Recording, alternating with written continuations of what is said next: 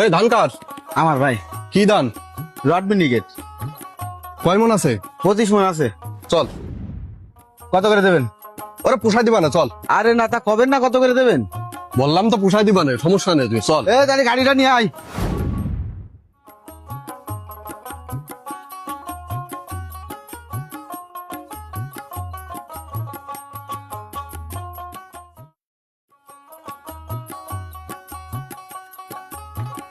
এনেন, ভাই।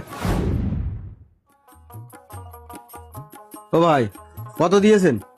ঠিকই তো দিছি। কিরকম ঠিক দিয়েছেন? তোর ধান কয় মন? 25 মন। তাহলে তো ঠিকই আছে, ওই হিসাব করে দিলাম। আরে ভাই, কিরাম হিসেব করে দিয়েছেন? সরকার তো ধানের দাম নির্ধারণ করেছে 1440 টাকা, আর আপনি তো আমার এই জায়গায় প্রতি মন 900 টাকা করে দিচ্ছেন। এইটা তো ঠিক না ভাই। শোনেন, কৃষকরা যদি ধানের চাষ করা বন্ধ করে দেয়, আপনাদের এই ব্যবসা কিন্তু লাটে উঠে যাবে।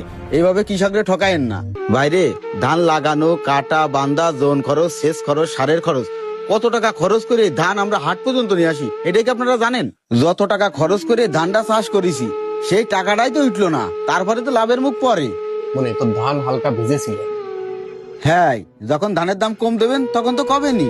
ধান ভিজে, ধানের সমস্যা, নানান রকম তাল বাহানা। ভাই, আপনি কিন্তু কাজটা একদম ঠিক করেন। আরে ভাই, আপনি এত উত্তর দিতে হচ্ছেন কেন?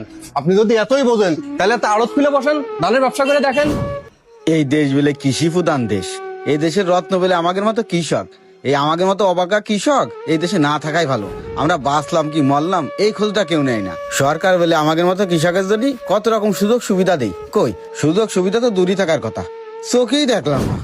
যে কয় টাকা ধান বেচলাম, মানুষের দিনা দেবো না সারে। ও ভাই, হ্যাঁ ভাই। বলছি আটা কি ধান নিয়ে আইলেন? হ্যাঁ ভাই। ও, তা কত করে দিচ্ছে?